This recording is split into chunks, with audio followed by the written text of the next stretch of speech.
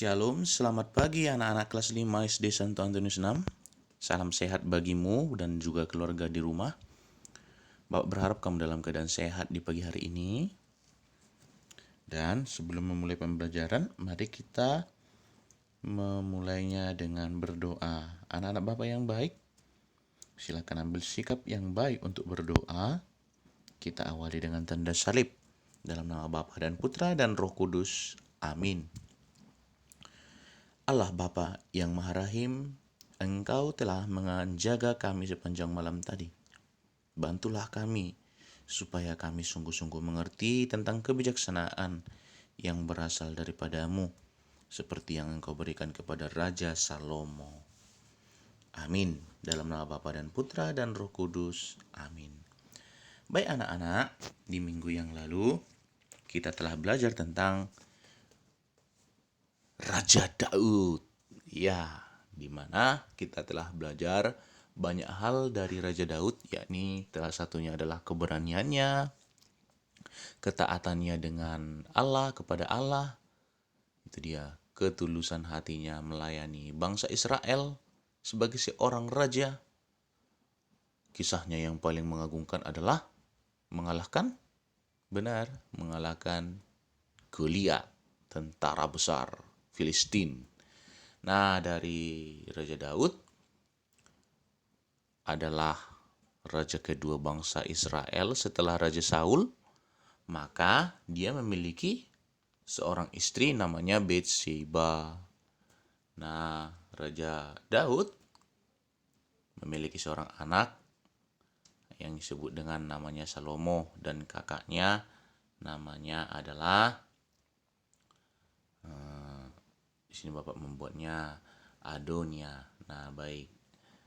Nah, Raja Daud di masa tuanya dia dihampiri Allah dan mengatakan bahwa yang meneruskan kerajaan adalah melanjutkan memimpin kerajaan adalah putranya yang bernama Salomo.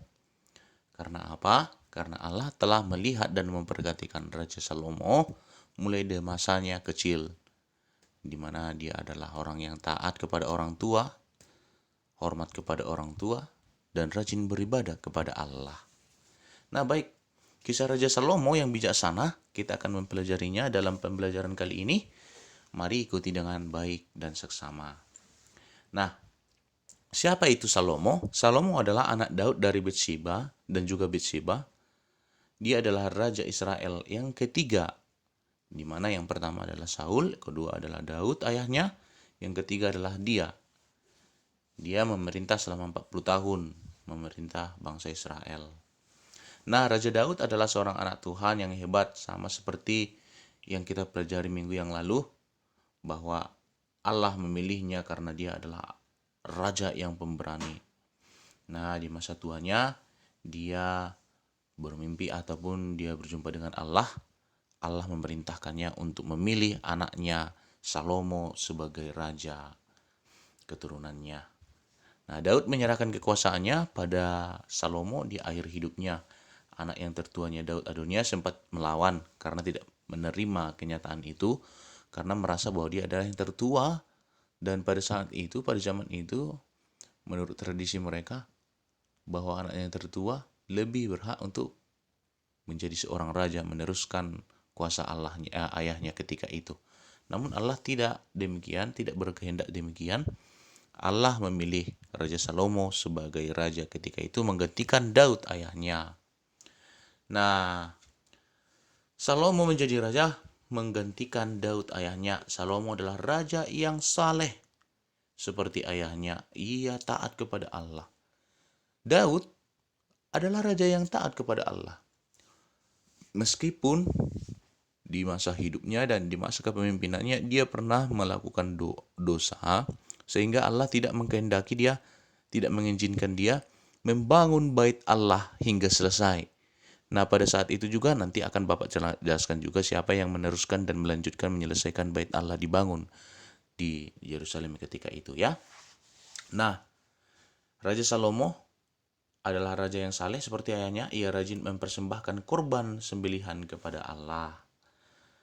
Pada suatu malam di Gibeon, Tuhan menampakkan diri dalam mimpi dan bertanya kepada Raja Salomo. Raja Salomo mau minta apa? Di dalam mimpinya, Salomo meminta kebijaksanaan kepada Allah karena merasa ia sangat muda dan harus berhadapan dengan banyak perkara dari rakyatnya ketika itu. Nah, oleh karena kerendahan hatinya hanya meminta kebijaksanaan, bukan harta, bukan segala sesuatu yang penting untuk dirinya sendiri, melainkan hanya kebijaksanaan untuk memimpin rakyatnya ketika itu kepada Allah, Allah pun menganugerahkan berkat yang begitu melimpah baginya, yakni menganugerahkannya kebijaksanaan. Baik anak-anak, kebijaksanaan itu adalah berupa keputusan atau kebenaran yang di hadapan Allah, benar di hadapan Allah sehingga hasil dan keputusan itu akan menyelamatkan semua pihak karena dapat membedakan yang baik dan yang jahat. Itulah kebijaksanaan. Kerap dibandingkan dengan kepandaian atau kepintaran. Kebijaksanaan kerap dibandingkan dengan kepandaian. Kepandaian terkadang membuat seseorang itu berpikir keliru sehingga membuat orang lain menjadi rugi atau sengsara, bisa jadi. Namun kebijaksanaan bukan demikian. Kebijaksanaan arahnya selalu benar, mengkehendaki kata hati, menuruti kata hati, kehendak kata hati, dan biasanya kebijaksanaan itu selalu benar sifatnya di hadapan Allah, sehingga hasilnya menguntungkan semua orang. Itu dia, menguntungkan banyak orang, bukan mementingkan kepentingan pribadi atau individu atau beberapa orang saja, namun mementingkan kepentingan semua orang. Itulah kebijaksanaan. Nah, setelah Raja Salomo mendapatkan kebijaksanaan dari Allah, di pagi hari setelah dia bangun, dia duduk di tahta kerajaannya, tiba-tiba di dalam kitab Raja-Raja 1 Raja-Raja 3 ayat 1 sampai 28 ada di buku mana? Halaman 61 buku bos. Bisa kamu baca nanti. Tiba-tiba ada sebuah kejadian di mana ada dua orang perempuan sundal yang mempunyai sebuah perkara, yakni memperebutkan satu orang anak. Mungkin kamu sering mendengarkan kisah ini di sekolah minggu. Nah, pada saat itu katanya perempuan sundal menghadap raja, lalu mereka memperebutkan satu orang anak. Dikatakan perempuan yang satu, ya tuanku raja, katanya, aku perempuan ini diam dalam satu rumah. Mereka diam dalam satu rumah. Dan aku melahirkan anak pada waktu dia di rumahku itu. Kemudian pada hari ketiga sesudah aku melahirkan, perempuan ini pun melahirkan, katanya. Kami sendirian. Tidak ada orang lain di dalam rumah itu bersama-sama dengan kami, katanya. Hanya kami berdua saja yang ada di dalam rumah itu pada waktu itu, katanya. Pada waktu malam, anak perempuan ini mati, katanya, karena ia menidurinya. Pada waktu itu juga, pada malam itu juga, anak perempuan ini mati. Lalu ia menggantikan anaknya itu dengan anakku, katanya. Dan pada saat pagi hari aku ingin memberinya minum, ternyata aku melihat anakku sudah tergantikan dengan anaknya, katanya begitu. Perempuan yang satu juga menyahuti, bukan rajaku, kata perempuan itu. Bukan, anakkunya yang hidup, bukan anaknya.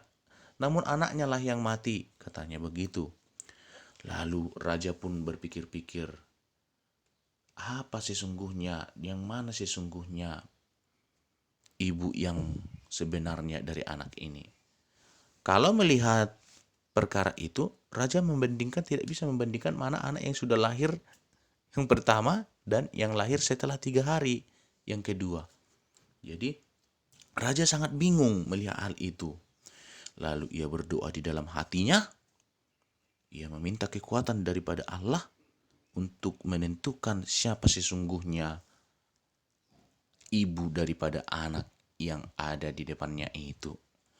Setelah selesai berdoa, ia mengatakan kepada penjaganya, "Penjaga," katanya, "ambilkan aku sebuah pedang," katanya begitu.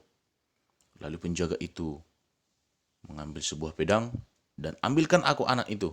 Setelah diangkatnya anak itu, ia memerintahkan kepada penjaga, "Penjaga, berikan aku pedang itu."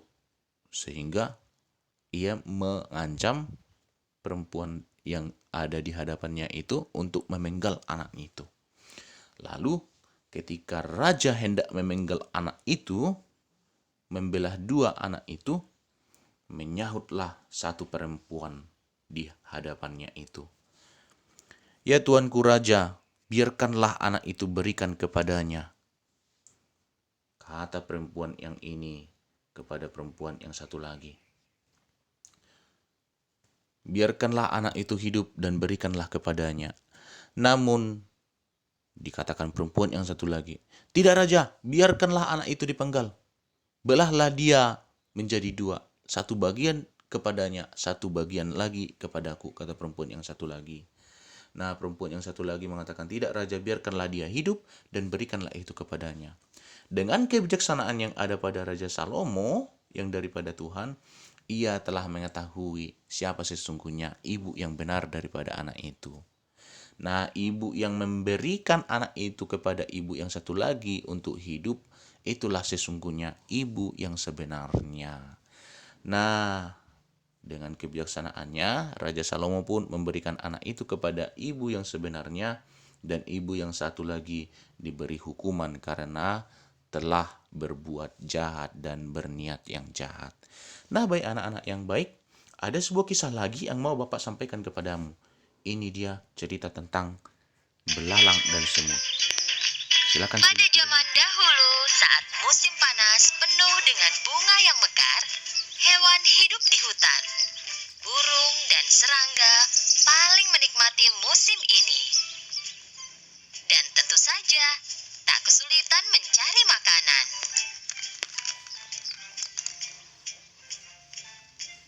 Itu hari biasa bagi belalang pemalas.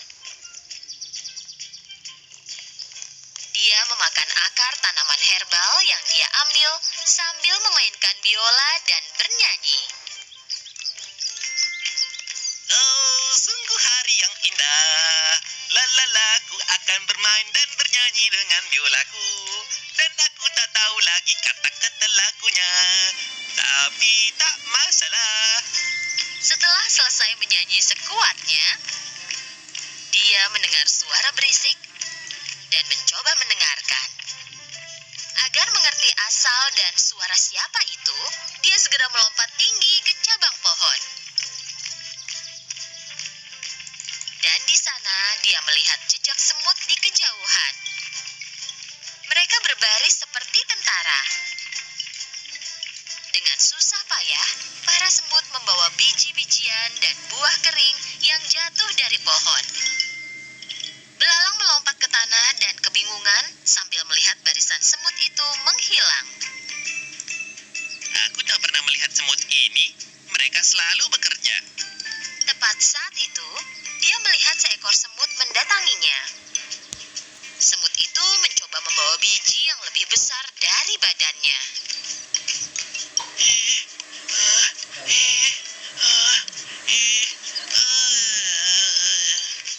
Saat akan melewati belalang, semut itu menjatuhkan biji yang dia bawa. Sebenarnya, dia perlu istirahat. Belalang menatapnya dengan mata hampa. Apa kau pindah ke suatu tempat? Bukan. Jangan bilang kalau bakal datang bencana. Apa itu alasan kau melarikan diri? Bukan. Kalau begitu boleh kutanya kau sedang apa? Kami membawa makanan ke sarang kami. Oh begitu. Kalian pasti menunggu banyak tamu malam ini. Kami menyimpan makanan untuk musim dingin. Kau menyimpan makanan untuk musim dingin? Untuk apa? Dan selain itu, kenapa buru-buru? Musim dingin masih lama. Bersenang-senanglah. Nikmati saja musim panas ini. Jika begitu, apa saranmu untuk menghadapi musim dingin? Aku yakin kita akan bisa mencari cara bersenang-senang, jangan khawatir.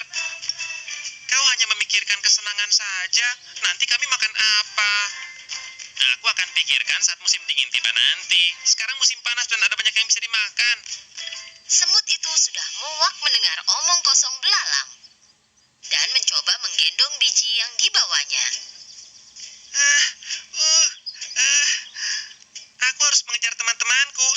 mau bantu taruhkan biji ini di punggungku?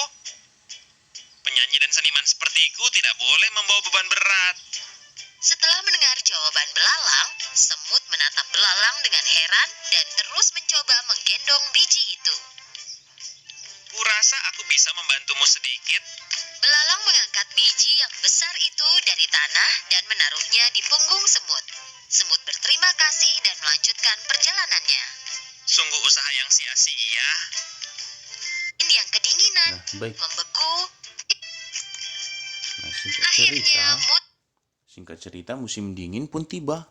Si belalang yang tadi yang bermalas-malasan melihat musim dingin dan salju yang sangat tebal, sehingga dia kelaparan dan mengurungkan niatnya untuk terus bermalas-malasan. Dia pergi ke lubang sarang semut. Dan apa yang dilakukannya? Mari simak lagi. musim dingin tiba. Suatu pagi, saat semut bangun, mereka melihat keluar sarang dan melihat semuanya tertutupi salju. Semua ingat semut. Dia membawa makanan ke sarangnya sepanjang musim panas. Kemudian dia menyadari kalau dia tidak suka ide ini. Dia mengejek semut selama musim panas. Dia bertanya-tanya apa semut mau membantunya. Dan sekarang cuaca terlalu dingin bagi belalang untuk berjalan. Ini bukan saatnya jaga gengsi. Aku harus menemukan sarang semut dan minta bantuannya. Dia berjalan lurus ke sarang semut. Dia berdiri di depan pintu dan berteriak. Apa ada orang di sana? Tolong bantu aku. Siapa itu?